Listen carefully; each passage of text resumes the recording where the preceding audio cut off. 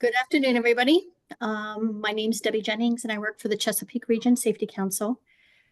This meeting is being recorded, and the recording, as Cindy mentioned, will be posted online per the Baltimore Regional Transportation Board's Public Participation Plan. If anybody online should have any difficulties during the meeting, please send a message in the chat box, and Cindy will take care of that immediately.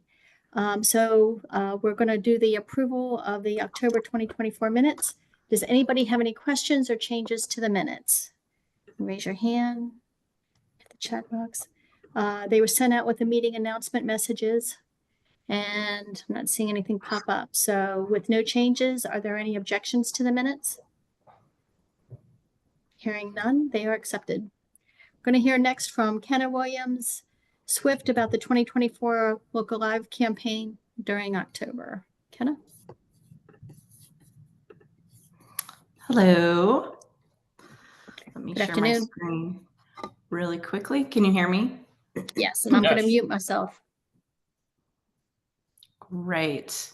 I'm overcoming a cold, so I'm now I sound worse than I feel. So we're in that stage, but apologies for my voice here. Today I'm here to tell you a little bit about our fall Look Alive campaign for 2024 for pedestrian and bicycle safety. This fall, we took our people to the streets in our Look Alive safety messages, pedestrian bicycle safety messages to all modes, drivers, pedestrians, bicyclists, on buses, sidewalks and crosswalks, at ball games, online, social media, and in the news at a really critical time of year. Of course, we know that October is Pedestrian Safety Month, but it's a critical time to reach people because as the fall comes, we know every day the sun sets a little bit earlier and we have the time change, and visibility really becomes an issue. And when you look at the data, it shows that the pedestrian crashes tend to increase in the fall. So we arranged our campaign to ramp up in September and go full force in October to really reach people at a critical time of year. In this fall campaign, we generated 76 million impressions. That means like the time of eyeballs, the number of times we are reaching people. And then we had over 12,000 engagements. And those are those two-way conversations, whether it's an outreach signal person meeting someone on the street, someone engaging with our content online, participating in the virtual reality challenge, or liking content online. And so we'll start with our signal people. So folks dressed as the signal people and the pedestrian signal. First, they took to the Orioles ballpark to show our pedestrian safety virtual reality training game at the Orioles ballpark, and then also the Baltimore County's police department's Young Drivers Day. Our virtual reality challenge has folks sit behind the wheel of a car with a 360 headset on with scenarios that are typically close calls at between drivers and pedestrians. So when you're in bicyclists, when you're turning, when you're coming up to a crosswalk behind a stopped vehicle, those high risk scenarios where pedestrians and bicyclists are at risk, and we train drivers to look for people in those areas. We put it on a big screen there, you can see. So even if people aren't doing the actual challenge, they can watch their friends or family or other folks coming by can have that learning too. Then we also have a photo booth that travels around with the virtual reality challenge, and with really fun but educational photo props, and just a really good time at the Orioles game, and great, really great foot traffic and engagement there at the Orioles ballpark 2 nights. Just some pictures from the event there. We say it's a signal box selfie, and it's the signal box mocked up. Of course, we have our pedestrian safety ambassadors dressed as the people inside the signal as well.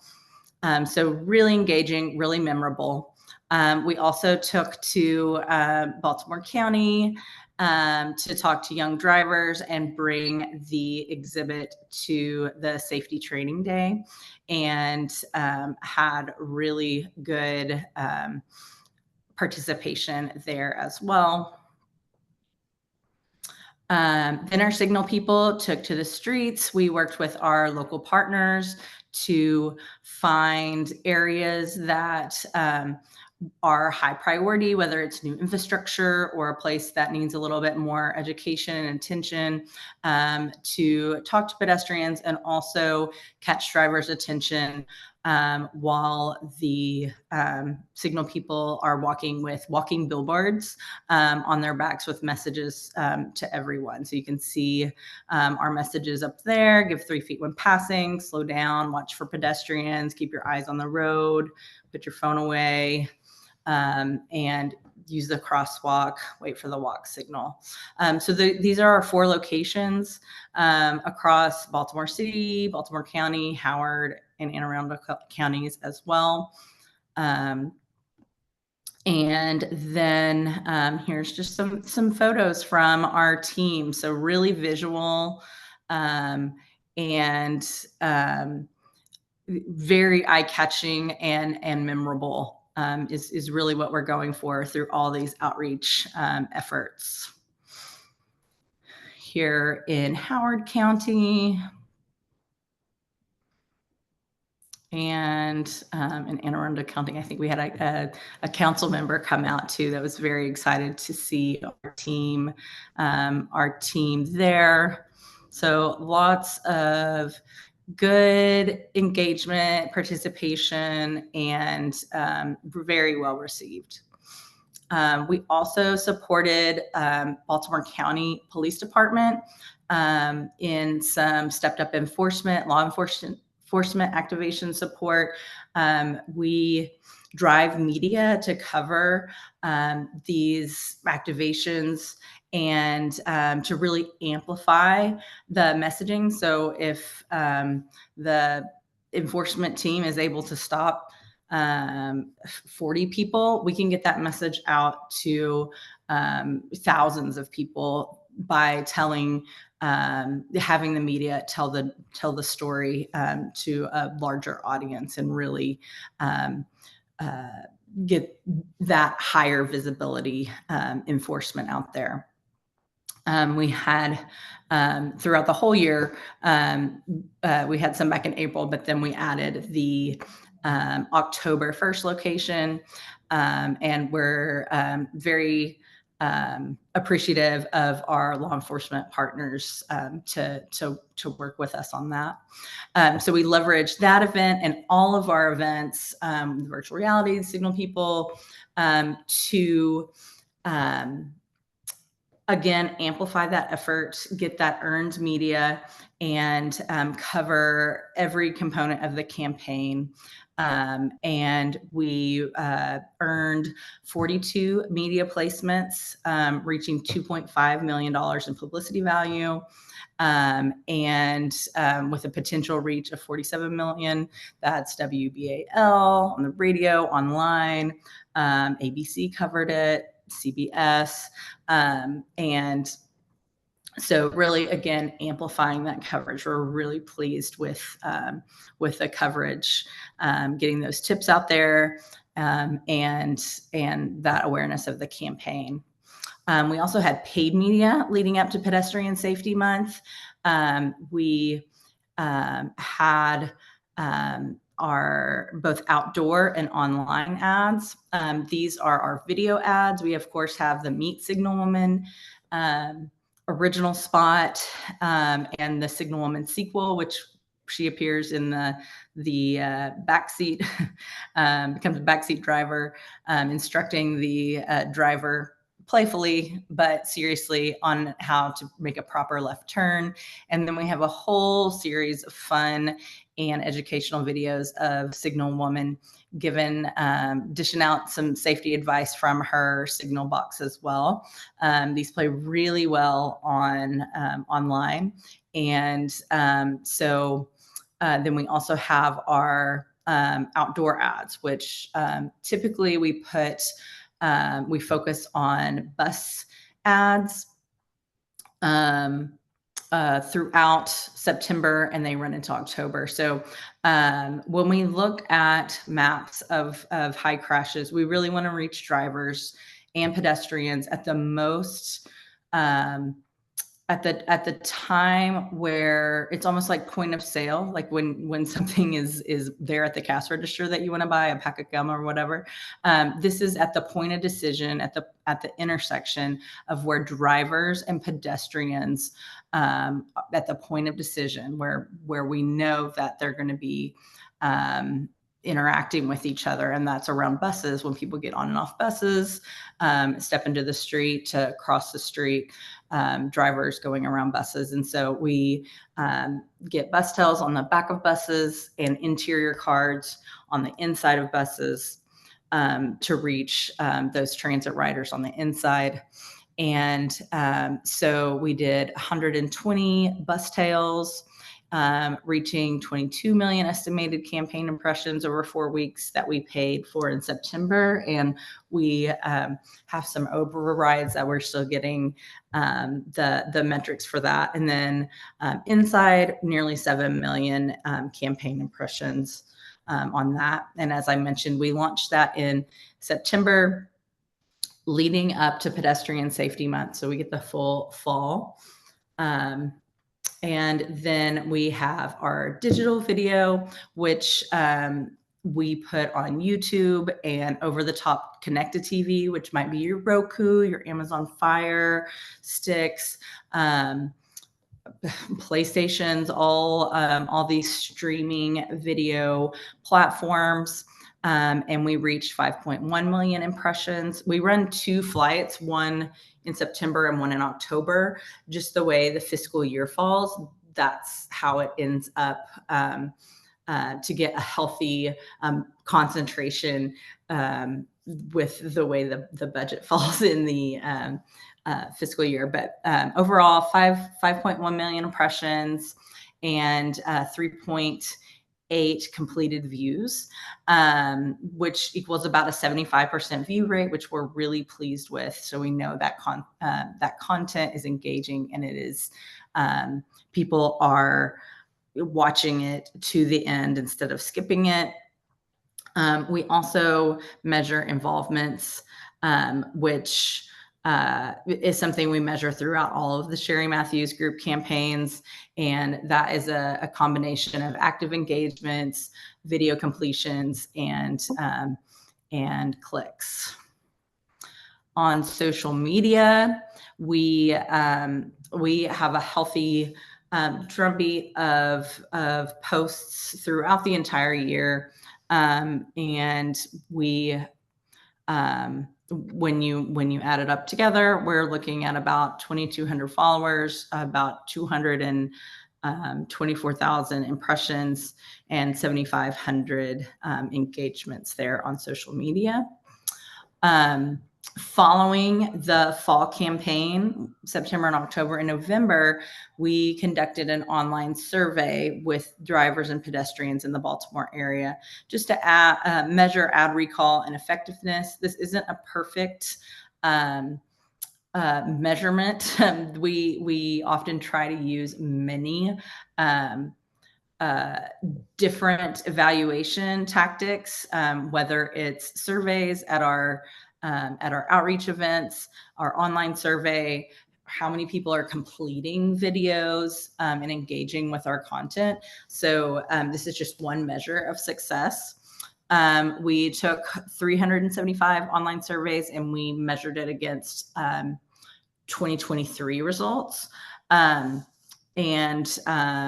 We tried to get equal representation of men and women, and some proportional representation of the counties, and made sure we were able to get drivers, and then also people who are mainly pedestrians. So we're not leaving out any. We know drivers are pedestrians as well at some point in their journey, but we wanted to make sure we were reaching pedestrians who don't drive as well.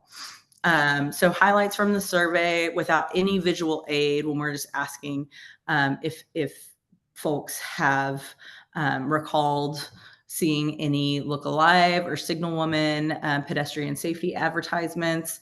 About 1 in 5 said, yeah, I think I remember seeing that. And so we asked them to describe the campaign messages, and they recalled it very specifically. So that's really, we're pleased with that. That's up from, I think, 16% last year. Then we show them various advertisements. And that visual often was like, oh yeah, I do remember seeing that. So once we showed, do you remember seeing this specific ad? About half, a little more, recalled seeing at least one of the 7 Look Alive ads, and that's a variety of the bus ads and videos. And then we asked the people if they've seen it or haven't seen it, if this ad is relevant to them, is it memorable or motivational? And each of the ads performed very well with those metrics. And then the main source of Look Alive ad awareness was on public transportation and streaming video. So roughly half there again, and which makes a lot of sense because that's where our paid media dollars. So we're pleased with these results, and well, we can share the full summary. That's very long, like 120 slides. So we don't need to go through all of that. But again, this is just one measure of the success that we've had this fall, and we're really pleased with the earned media, the engagement numbers, the completed videos, and the survey there. So that is, in a nutshell, our fall campaign for 2024.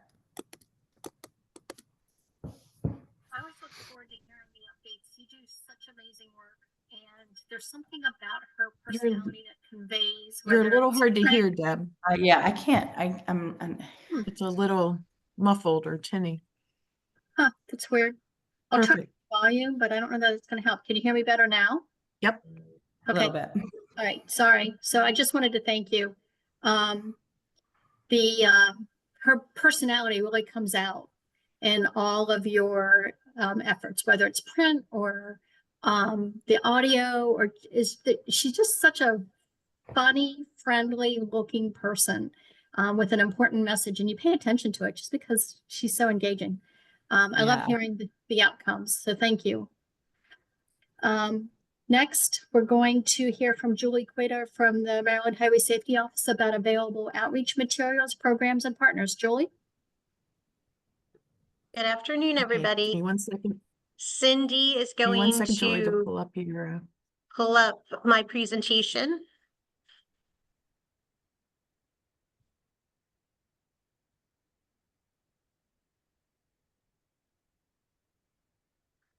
So good afternoon, everyone. My name is Julie Quetter, and I'm with the Maryland Highway Safety Office, and I'm going to discuss our community engagement section resources today. Next slide. So for those of you that know the Maryland Highway Safety Office, our programs really stem from Be the Driver Who Saves Lives that mirror our program areas. So we have motorcycle safety, distracted driver, pedestrian safety, as you just saw, with the signal woman, and buckling up for occupant protection, impaired driving, as well as pedestrian safety. And I don't believe I have a picture of it, but we also talk about speed as well. Next slide, please. So our mission at the Highway Safety Office is dedicated to saving lives and preventing injuries by reducing the number and severity of motor vehicle crashes through the administration of a comprehensive and effective network of traffic safety programs. Next slide. So we have the Strategic Highway Safety Plan, and our overall goal in Maryland is to eliminate fatalities and serious injuries by 2030. And on our next slide, I'm going to talk about our community engagement team. So in our office, we have our statewide program managers, our finance section, grants management, and communications as well. And our community engagement team is made up of 4 program managers. And as you can see on our map, our first region is the Southern region. That's with Mike Baumgardner. Our green region is with me, the Northern area. And our orange area is Jennifer Gray on the Eastern Shore. And then in the blue section is Mike Davies. So what we do at the office is we have the outreach opportunities for safety events. We work with local partners. We work with our 4 E's, our education, enforcement, EMS, as well as our engineers. And we also assist with SHSP local plans. And we also provide outreach programs such as virtual presentations and presentations, along with our educational interactive activities. Next slide. So our focus areas in this section is right in this red area on this slide. And right in the middle is where our younger drivers, that's through Mike Davies. Our older drivers is through me. Our motorcycle safety is Mike Baumgardner. And then CAV, or connected and autonomous vehicles, that's with Jennifer Gray. So the yellow section of this is all for the statewide. However, at the community engagement team, through the different counties throughout the state of Maryland, all of us are working with our partners on the yellow section, as well as the red section too. Next slide. So what I have provided for you all today is some screenshots of our website. Our website first is zerodeathsmd.gov. And this is what you're going to see as soon as you go right on the website. Next slide. So once you get on here, you can click on resources and then scroll down to community outreach. Next slide. And this is where our section has our materials and resources. Next slide. So our most chosen, fun, interactive robot is named Cruise, the traffic safety car. The Maryland Highway Safety Office has recently adopted Cruise. His name used to be Auto from AAA, and we have rebranded him as Cruise. What we do is Cruise is really for pre-K to 2nd graders. We have been transporting Cruise ever since we got him across the state. We've been in the Eastern Shore, the Western area, Northern region, and Southern region. Everybody loves Cruise. So along with Cruise, we talk to the children about traffic safety. We sing a buckle up song with him or her. And we also have the capacity to talk about school bus safety, to talk about pedestrian safety, helmet safety. while we were at one opportunity, you can see Jennifer Gray in one of our pictures. We were down on the Eastern Shore, and she is reading the dialogue along with Cruz, who is operated by Mike Baumgartner, who you cannot see. So Cruz, the operator, hangs out in the back of a division while the kids are listening to Jennifer speak, as well as Cruz. We do have stickers for the kids as well. We've been at libraries, at daycares, and I believe Cruz was just on the Eastern Shore this past Saturday. He's been very popular, and this is something that you can find on our website. That's why I did a screenshot for you. When you go on our website, you can click on to learn more about Cruz. And we just really ask those that are interested, you can send us an email, but we do have some guidelines that'll make it easier for us to bring Cruz to a presentation. Next slide. So we do presentations, hence today, Cindy asked us to just provide the community engagement section resources. That's Mike Baumgartner.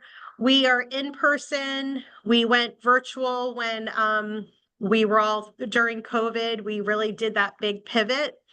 We are all over the state. Jennifer Gray does a lot of presentations on the Eastern Shore. I'm smack in the middle. Mike Baumgartner does presentations, as well as Mike Davies, and we do that on older driver, younger driver, speed, pedestrian and bike safety, impairment, and buckling up and distracted, alongside with our state program managers. So then I have our rollover simulator. This is also a popular item that we bring around the state. And Cindy, if you can, click on the next slide, and then you can click on the video to play it.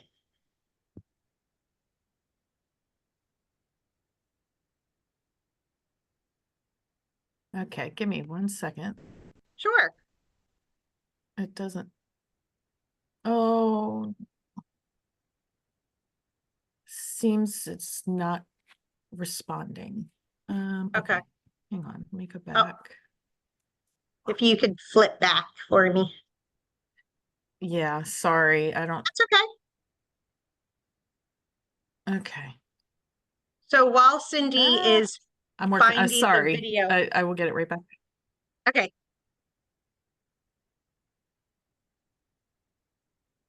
The rollover simulator that you're going to see in a quick brief video, we bring to high schools. We also bring to colleges, and it is transported. It is a half of a truck that actually spins. Nobody is inside of it. It is not a ride. We put a crash test dummy in it and buckle him up, and then we spin it. And then afterwards, we unbuckle him, and then we spin it again. And here's the video for you. Yes, I'm trying to play it. But... Oh, I'm sorry. We It's should have okay. tested this before. So if you go to our website, you can see the actual video footage of it. So go ahead to the next slide for me. Okay, I'm sorry. I will pull up your website too. Okay. I'm going to provide that at the end. So also our safety events, you probably see us everywhere across the state of Maryland, and we love it. We all work with each other, the four of us, Mike and Jennifer and myself. We are all over the place, as well as we are with our statewide program managers. So different safety events, we bring our interactive activities, which is a perfection game with some fatal vision goggles and our distracted driving goggles with a trike and some other things.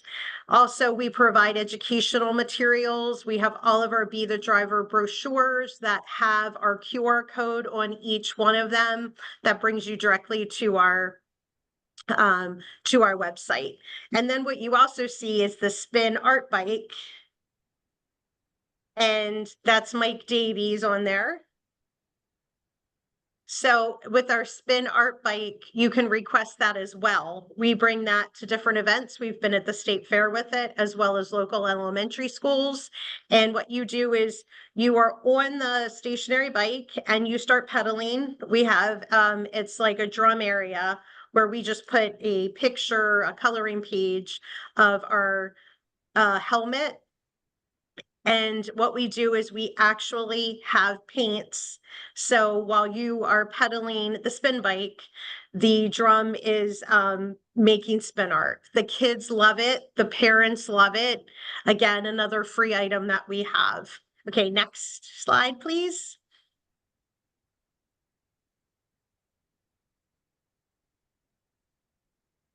So our distracted driving, this is Mike Baumgardner, who has distracted driving goggles, as you can see on our trike. And on this slide, the distracted driving goggles is another thing that we can bring and do outreach. There is an app attached to it. So while you're on the trike with your goggles, you get to see everything. And then we press the app and it goes dark for 5 seconds while you're pedaling, and we have instant reactions of, oh my goodness, it's dark, what happened? And what we're showing people is what can happen if you take your eyes off of the road for distracted driving. So you can see the goggles right there, and there's also a Distract-O-Mat that we play as well if we don't have the trike. Next slide.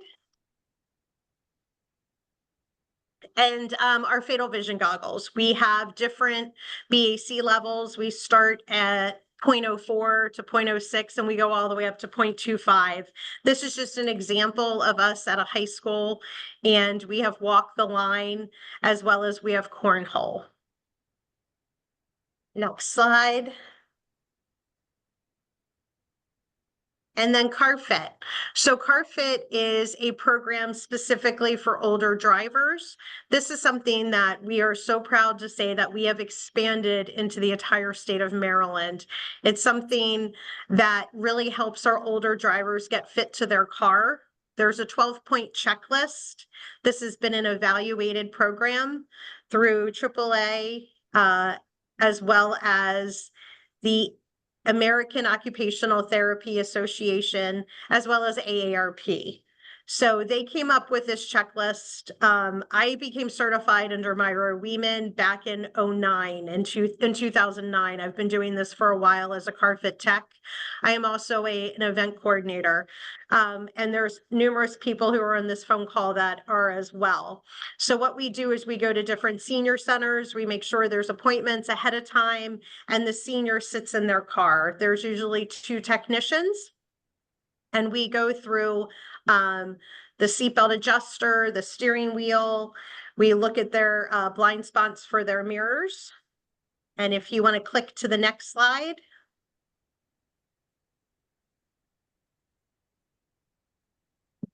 This is what happens during a CarFit check.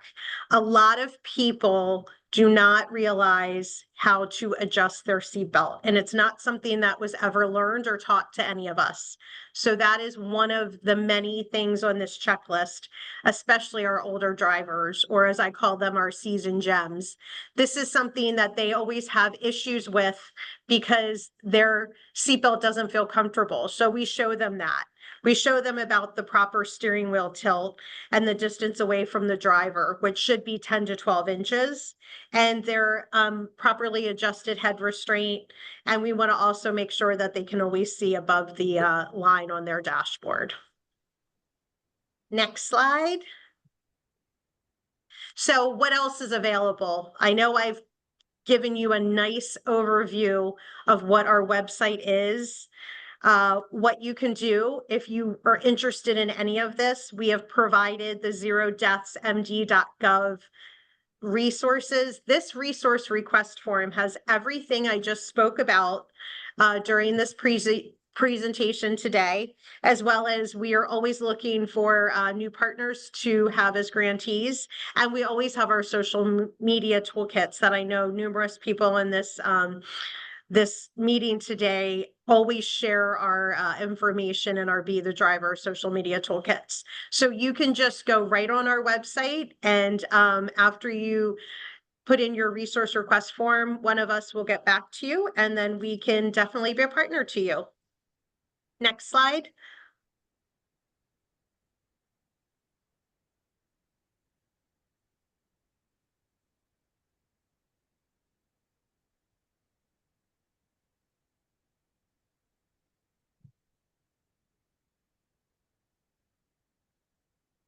So these are pictures of the items I just spoke about before. You can see the rollover simulator in the upper left-hand corner. And then you can also see below that is our game of perfection. We brought it back from the 80s. And what we do is we have you put on your the impairment goggles and try to play perfection that way. Again, we've got the spin art bike with our MVA administrator and our section manager, Christina Oots, as well as Mike Baumgardner. You'll see Mike Davies around town with his safety vest and our numerous table events that he does. And then we also have a picture of CarFit. And then on our upper right-hand corner, we have the game of the distracted mat, as well as for distracted driving. So our next slide will provide all of the community engagement team. Oh, next one. That's our social media handles. So all of this information on here is the four of us with our contact information. So if any of you throughout the state are interested in having us, we are more than happy to come and provide educational outreach materials. If they're for smaller kids, definitely we can bring crews. If it's for older drivers, we can do a car fit. So we look forward to working with you all. And thank you, Cindy, for asking us to discuss our community engagement team resources. Thanks, Julie. I appreciate you doing it, and I apologize for my technical difficulties. Y'all are doing great things there at the Highway Safety Office. You have some new programs and activities there. It's good to see. So next up, we have Charlene Mingus, the Baltimore Metropolitan Council. She'll share updates on the Bikeable Baltimore pilot project. Thank you so much. Let me get my screen shared.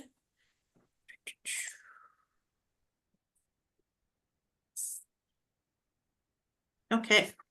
Hi, I'm Charlene Mingus. I'm the active transportation planner at Baltimore Metropolitan Council. I'm going to give you, oh, I think I pulled up the wrong presentation. Sorry, let me stop sharing real quick. Having technical difficulties here.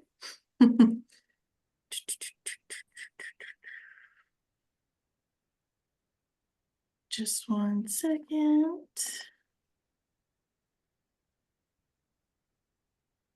There we go.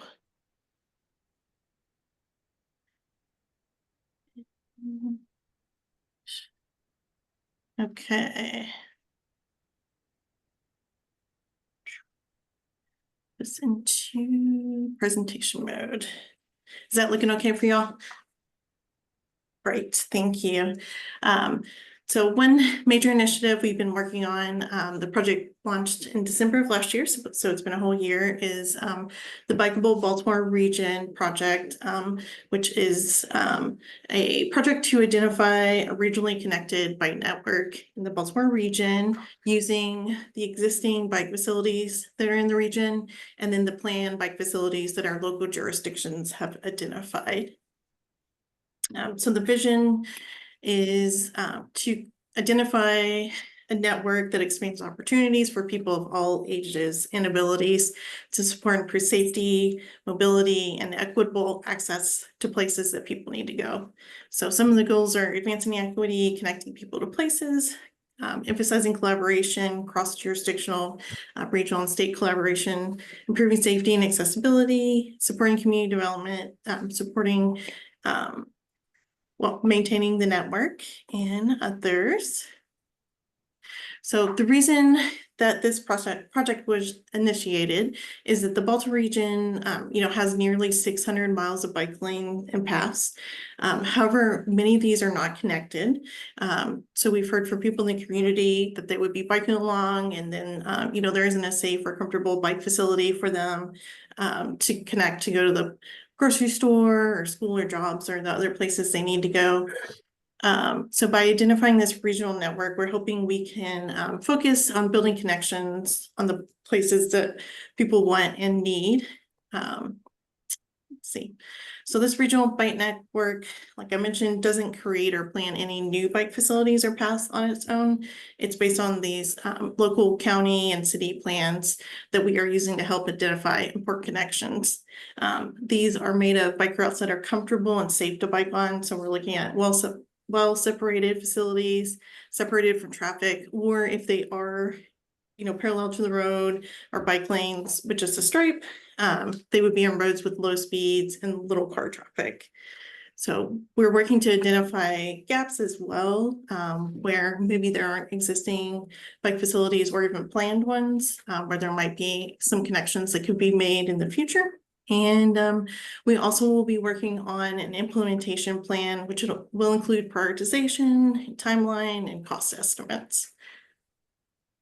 So this spring and summer of this past year, we went out to the public for our listening phase and asked people what their vision for a regional bike network was.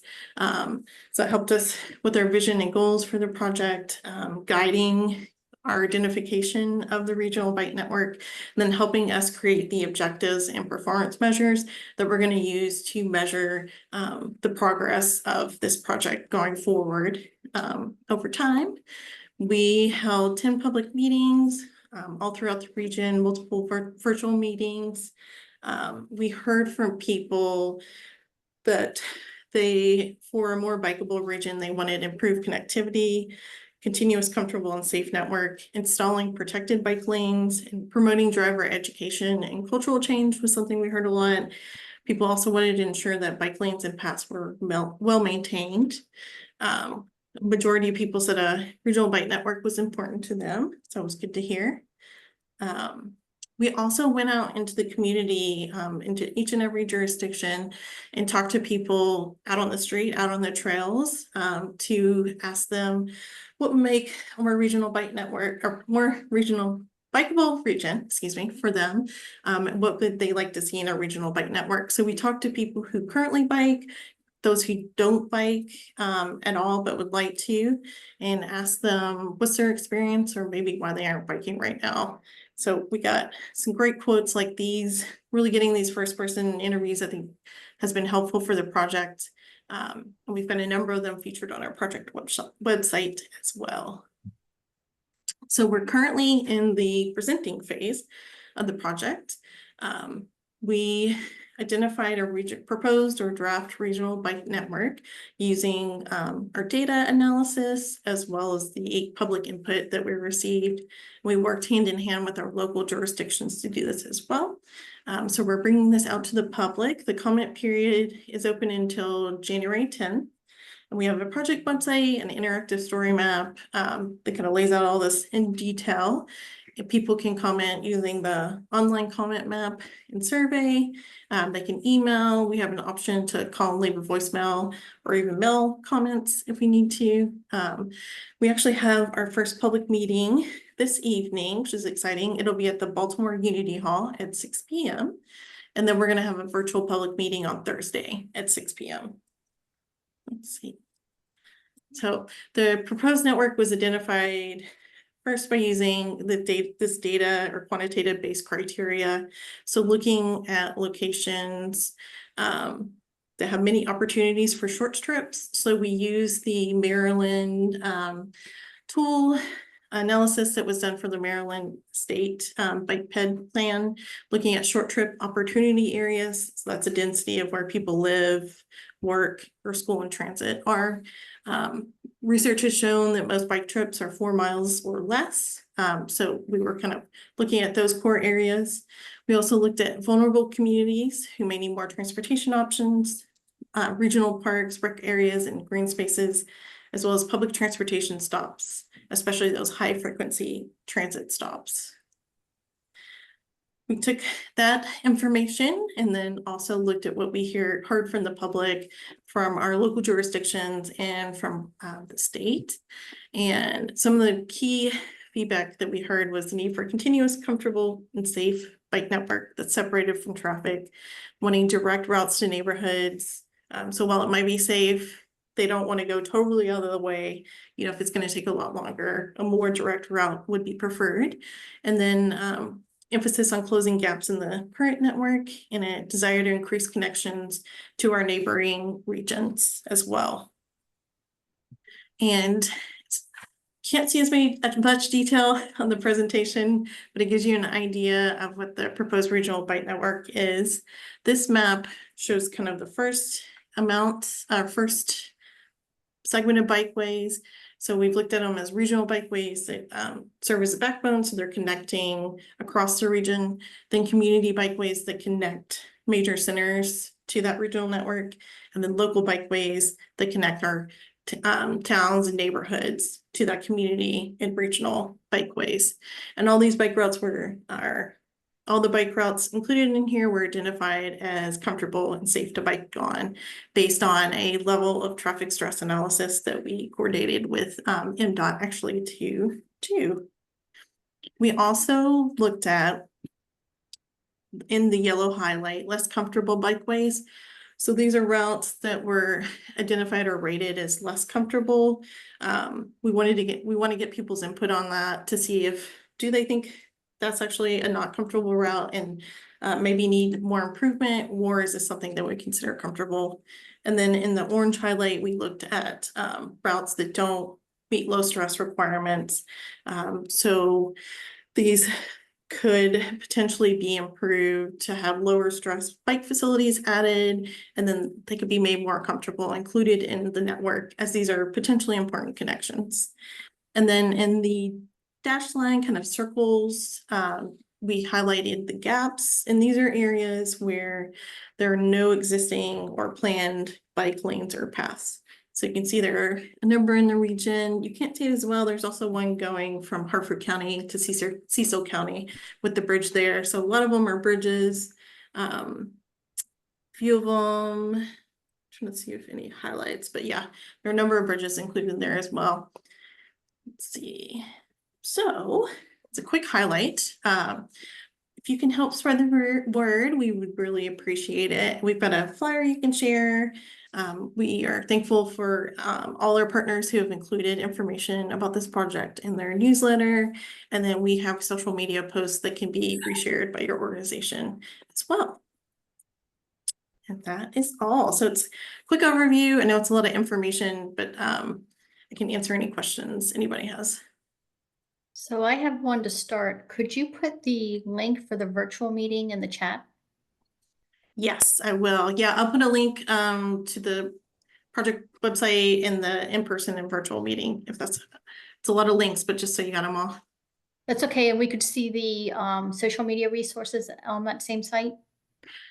I will need to send those to you guys, I think, directly. Cindy, should I send it to you or pop Yeah, it I into can the send chat? it out to the whole Okay. group right after the meeting, so you get them right Great. away for tonight. Yeah, I appreciate that so much. And I wanted to brag That's on you for a little bit because I saw this yesterday. This is on WBAL, but all of our local news, I'm sure, has it about just everything Charlene was explaining to you. And we've got some awesome quotes from Charlene in here herself. So Thank you. getting some good press and exposure. It's a great project. It is. It's very exciting. And we also got featured in the Baltimore Banner. So really exciting. It's great to get press like that because we can reach so many more people, which is wonderful. That's Yeah, great. great. Yeah. Thank you. Sorry, I'm not behind that paywall. I can't show that one. Sorry. No worries. So thank you again. Thank you. Moving on, Cindy Birch from Baltimore Metropolitan Council is going to give us a brief update on the Hyper Local Safety Campaign. I haven't heard that term before, so I'm looking forward to hearing this. Yes, and I'm sorry, my my internet connection has been telling me it's a little unstable today, so I apologize if I'm not coming through clear. I just wanted to say for our hyperlocal campaign, we were talking about it the last couple of meetings where the BRTB, the Baltimore Regional Transportation Board, allotted funding this fiscal year for us to do things in neighborhood and very local level outlets. So we have national media buys, we have state level media buys and everything that a lot of us see. We have regional with Look Alive. We wanted to go even deeper and customize them within our jurisdictions and maybe within even certain areas within those. So, you know, things like Towson specific media outlets or Westminster or things like that, a specific Annapolis outlet thing. So we talked last time, we did a little bit of a soft launch at the end of Pedestrian Safety Month. And we were hoping to do something in November. And we had this great creative idea that came up with from one of my communications colleagues, and it was about deer and watching out for deer in deer season. And I apologize, I am not very well versed with nature and missed it. When we were ready to start approving and put it out there, it was after the height of activity and interaction between deer and vehicles in our rural areas. So we are focused now on getting something out, hopefully something towards the end of this month and the holidays, but we're planning 2 3-month stretches, January through March and then April through June. And one of the main things, we've been talking to each of your partners in your locally operated transit systems. So we're hoping to get advertising in and outside of your local transit vehicles, similar to what Kenna showed earlier that Look Alive does on the big MTA buses. So some of you have heard from me already. You may hear from me some more, but we'll definitely have more creative coming out in the next couple of weeks to show you and really have some exciting stuff coming out for the first 6 months of next year. We wanted to complement what's going on at the national and state and regional levels, but also be customized to your area, your part of our region. So if you have a big event coming up, we're not necessarily looking to push the exact same message in each of your jurisdictions. We could have a different message for Baltimore City at the same time one goes in Anne Arundel or Hartford County that are all different because you all have different needs and focuses. So that's just a little update on that unfortunately I couldn't get anything out in November because I have more research to do. Deer season. I did also want to point out, oh, I'm sorry, go ahead. No, I was gonna say, well, if you need information on when deer interaction happens most frequently with vehicles, you probably want to start between October and December. Yeah, we were looking in November, and when I mentioned it that we were ready to look at final creative materials, some partners in Carroll County said, well, the rut, if I'm saying this correctly, the rut it was ending that day or the next day or something. They said, so it's going to really pare down. We've missed the high activity levels. So we have that for next year in mind, yes, to plan much further ahead. Awesome. Before I hop on to the next topic, I wanted to point out to everybody in the chat, our partner Breck from Federal Highways put some updates in there for you, and some of their links in the chat. So I will send them out in an email this afternoon as well, especially for people that weren't able to join us, but they're there for you related to vulnerable road users, safe streets and roads for all, and pedestrian safety. Thank you. Next up, Okay. Ms. Birch is going to continue on with updates on local plans and partners in attendance are encouraged to contribute to. Yes, and we have a bunch today, so I'm very excited. But before we get to let me share this. So before we get to the local SHSPs, I wanted to show you some real quick. Last week, the state had their first Vision Zero Executive Council meeting. This is under the recently passed legislation, and I will show you their webpage in a second, but I just wanted to show you briefly some of the information that I was able to share about local safety planning in the state. This is the map as of August. We know there's been some recent Safe Streets and Roads for All awardees, but just wanted to give you guys an overview. Those of you in yellow are implementing your plans and you're out there. Blue is in some stage of the process, and red is expressed interest. So I know this is not totally up to date. So if you have updates, you can let us know, because the town of Bel Air and Haverty Grace and Aberdeen have worked together. They have a plan that's being implemented, City of Frederick, things like that. So I work with the Highway Safety Office to try to get this as up to date as possible, but feel free to either send me any messages if you know of partners, or you can always send it to the Highway Safety Office. But Maryland's looking really strong with our local planning. Just wanted to remind everyone that we do have crash data dashboards out there. The data are updated daily on the Maryland State Police website. Our BMC analyst updates these monthly. Around about 3 or 4 days into the month to let the previous month close out. So if there's anything you want in addition to them or something different, feel free to just shoot me a message. And we want these to be able to support you in your local safety planning. So if you want to look at the data a different way, we certainly want to be able to provide it for you, make that easier. And then this is where I just wanted to, you can flip through this. It's available on the federal websites. This is one of Breck's announcements as well. These are the Safe Streets and Roads for All awards.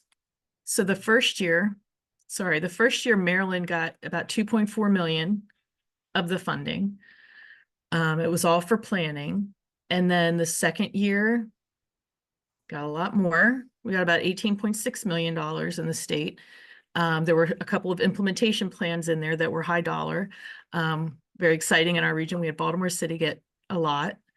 And then ones recently announced for this past year, we have supplemental planning or demonstration grants that go along with all of those previous planning grants and what people have been able to put into effect. So this time around, we got about 4 million, but you can see that they're much more focused. Like this one here is College Park is to work on a specific piece around the Key Bridge collapse for the Baltimore City plan, or it's safe turns demonstration in Montgomery County. So this is just a little bit of information to let you guys know what's going on out there with this federal funding. And if you were considering going for it, or if you have received it in the past, wanted to give you your kudos for sure. And let me come back here real quick to the website.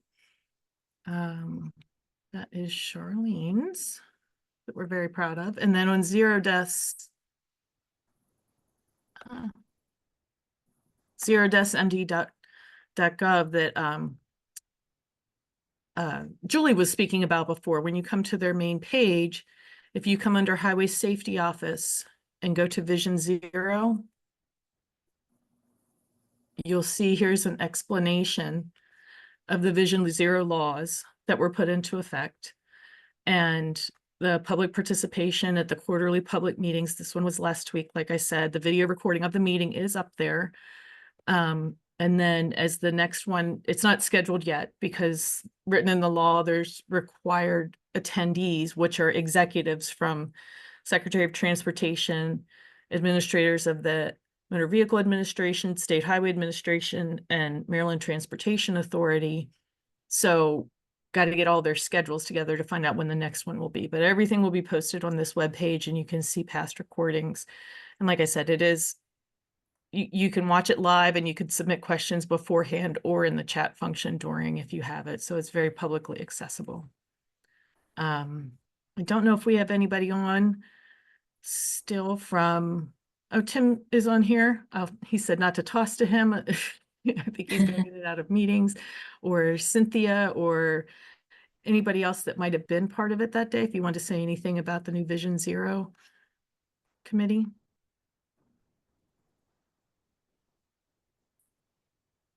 But one of the main new things about it is that fatal infrastructure reviews that state highways been required to do by law for the past 2 years for fatal crashes of non-motorists on state roadways, those are being reviewed at these meetings now, and can be open for discussion. So once they're posted on the webpage, then they'll be also presented at each of these quarterly meetings afterwards.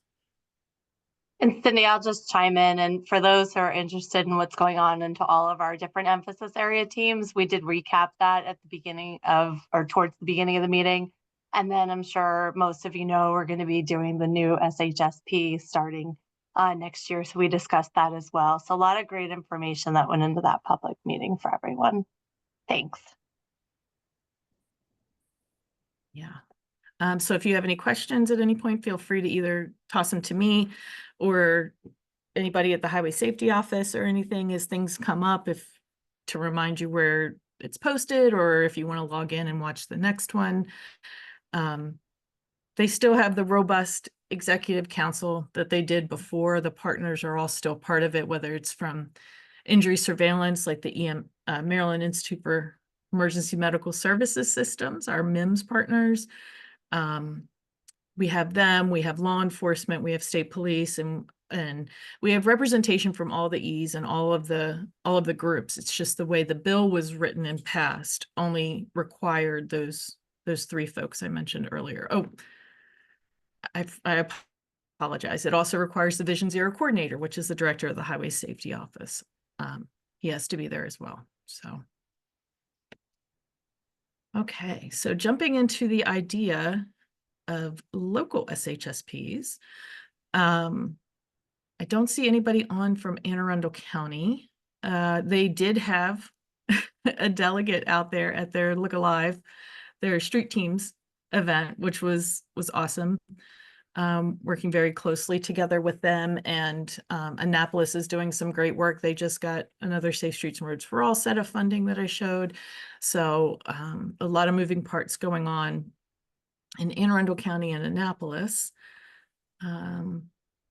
Oh, and it looks like I took too long. Shayna Rose was on here from Baltimore City. She's got a lot of exciting things going on down there as well. I heard from Charlene with the Bikeable Baltimore region. Baltimore City is a big part of that because it's, you know, such an urban area and across the whole city. So have a lot going on with that. They have some other projects coming out of there. Like I said, the one they're working with College Park, they got that funding for to look at impacts from the Key Bridge and really pushing forward through their plan. Baltimore County, I won't throw you under the bus, but if any of you, there's a few of you on here, if there's anything you'd like to share, they are doing an update, and feel free to raise your hand or cut me off. They are doing an update for their local SHSP, and that is going for executive approval. And they're also developing a Vision Zero action plan with a consultant that is going to add on to what we had previously in the SHSP to bring in some of the components that are on the Safe Streets and Roads for All checklist that we might not have had, such as equity and public engagement, and to really make sure those are incorporated across the board. Lori or Fritz, I don't know if there's anything you want to say. I will say for Lori, the Young Driver Safety Day was awesome. You had, what did you have, 60 or 70 kids, I think, attend, not just register, but actually attend and go through it. Probably 18 to 20 stations, a lot of partners were there. It was a beautiful day. It really went off well in Towson. So we look forward to doing that again next year. So Cindy, I just want to add one thing for Baltimore. Sure, go ahead, Fritz. For Baltimore County Vision Zero, we just completed our community engagement survey today. And we had it on multiple different platforms through multiple different agencies. And we did get a pretty good participation, more than we was expecting. So now we're just going to be reviewing those to help come up with concepts and strategies for our Vision Zero program that we've been working on for the past couple months.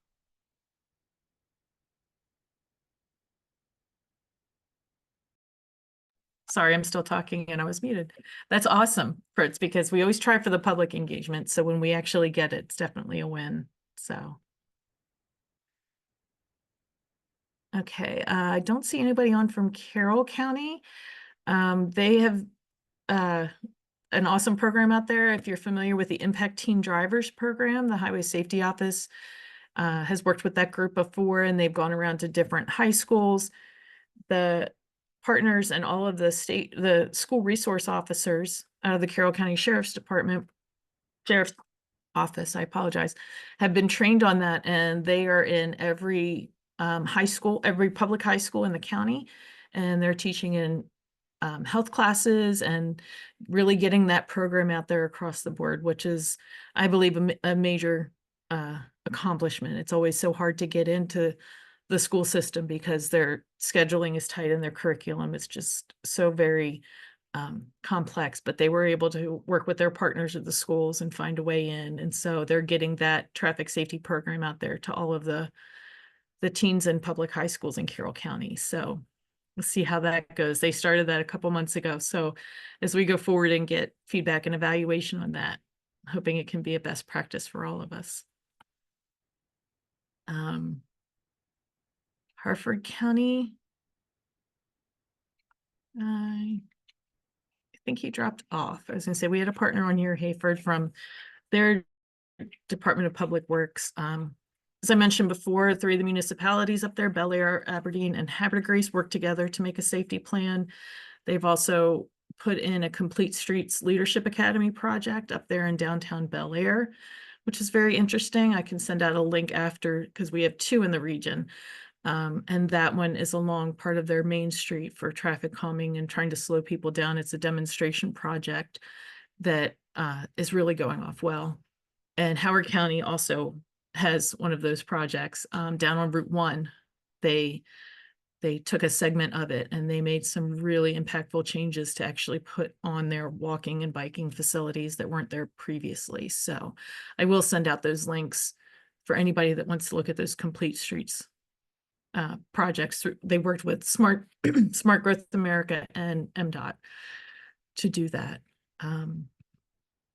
Don't really see anybody on from, I know Howard County, they had some conflicts with other trainings today. And don't see anyone from Queen Anne's. Queen Anne's is working data consultant on board using their Safe Streets and Roads for All funding. They'd been dealing with some contractual issues, so they've worked through them, I believe. Oh, Lori put in the chat, she was driving to the child safety seat event. That's why she couldn't speak on the phone. So, but no news from her, other than what we saw from Look Alive, and they did a lot of enforcement activations and support in October for that. And Charlene has put a lot in the chat for everyone for the Bikeable Baltimore region. And I think really the last thing I wanted to do real quickly, even though it's not in our region, I did want to give a shout out. Hopefully I can get this. You guys can see this. This is a program, the Street Smart program in the Washington area, that just released a new set of creative and themes and things like that. And it's Slow Down Life Ahead. It's also with the Sherry Matthews group. So Kenna, I don't know if you want to say anything about this, if you're still on the line, or Adrian, but I'm excited about this program for them, even though it's not in our region. I think it's a great approach with Slow Down Life Ahead. Yeah, we launched Slow Down Life Ahead in the Washington metropolitan region. We did a new series of outdoor advertisements that depict kind of 4 scenes from life, graduation, move day, a wedding, and biking your child to school. And so just to get the point across that everyone in the crosswalk everyone on the streets has these life ahead, life events happening. You would never want to hurt a bride on her wedding day or a groom on his wedding day. And you would never want to take someone's loved one away from them. So just kind of making, humanizing the people around us on the streets, to be more than just obstacles on the road, but kind of a fun and in a positive message that life matters. And there we have on the website the bus ads, and we have those on buses and transit shelters for the fall campaign for the Metropolitan Washington Council of Government Street Smart campaign this fall. And hopefully it'll pop up in the next few seconds, but the gremlins in my machine. Again, it's bstreetsmart.net if you want to go look yourself. And Mike, I see you're online. Is there anything you'd like to share about the campaign quickly? Sure. Yeah, I would just say that we're very pleased with this new creative that Kenna has done. And it is a different approach.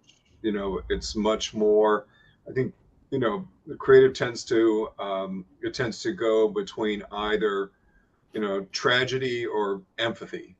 And tragedy, or you might call it even fear, is like, you know, terrible things will happen. Terrible things could happen to you if you know, if you hit some, you know, if you get hit on the road, or if you hit somebody on the road, bad things are going to happen. And so, you know, so you got to watch out. And this is more trying to excite empathy. So, so we'll see how it goes. I think people are pleased with how it's turned out. And we're excited to be running it, well, for the first time this fall. But again, we'll have another campaign wave in the spring. So.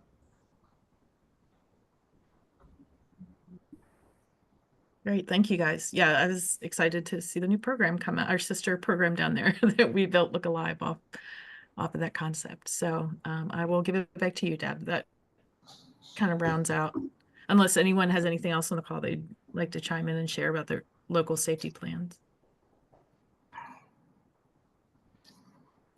Okay. Okay. So I'll do a quick general. Are there any other questions for any of our speakers? Now's the opportunity to chime in if you got missed during the last few minutes. Okay, so we're going to go on to new business. Cindy's got the upcoming meeting dates in the agenda, but I wanted to start off.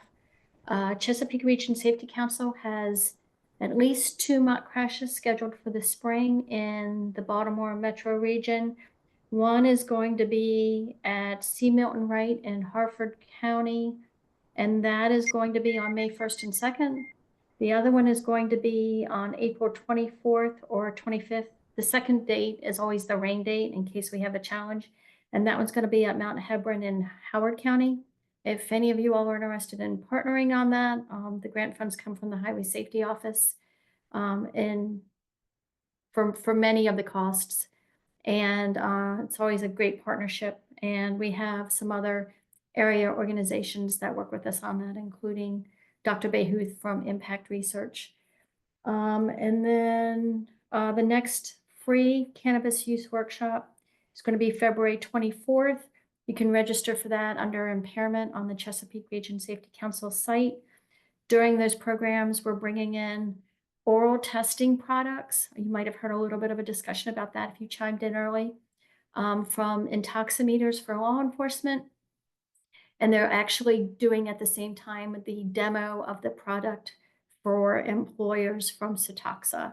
And we are also doing, and we mentioned this during the last call, a pilot project for organizations in Maryland or the rest of our chapter territory that want to see whether their employees are fit for duty, which includes driving, using the Druid app, which is a product from Impact no, from Impairment Science. And any of those questions regarding anything that I've mentioned in the last few minutes can certainly come to me. And then, as I mentioned, the next meeting dates are on the agenda. The first one will be Thursday, March 27th. Cindy, are we looking at 10 o'clock? Yes, yes, we can stick with 10 Okay. o'clock. And if anybody Okay. has any significant conflicts with those dates, please let me know. But Okay. Any other new business? Now's the One- time. I did want to share one more thing. Sorry, everyone, to come back in again. If you go back to zerodeskmd.gov and go to their strategic highway safety plan, as Cynthia mentioned, they are getting ready to update it, as so many of you are as well, on the 5-year cycle. So if you come here and you want to be a part of the statewide update, you can fill out just your name and your email address and submit it, and you'll get invitations to those meetings. I believe they're going to start in the new year. They do have a consultant on board to help build this next 5-year plan for the state. Thank you. And I told Tim I would cover this halfway through the meeting when he texted me, and then I forgot. I put in the chat the Maryland Remembers event, which is coming up next Monday. I believe it's at 6 o'clock. I'm not positive, but I think it is. And thanks, Cindy, you're pulling it up now. If you want to register, please hit that link in the next day or so they have adequate food and arrangements for all the attendees. It's a wonderful event. I've gone almost every year. It is. It's very moving, and I don't see a time on here, but we'll go with 6 o'clock. I believe you're right. I'm 6 almost o'clock. positive it's 6. Yeah. So you want to leave the link up for a few minutes? Mm-hmm. Okay, thank you. Yep. So anything else that we need to cover, Cindy? Nope, not that I can think of. Thank you, everybody, for joining us. We'll see you in March. Bye, everyone. Have a nice holiday season. Thanks, Be safe. everyone. Happy holidays. Bye, everybody. Bye. So long. There's a lot of good links in this, Cindy. Goodbye.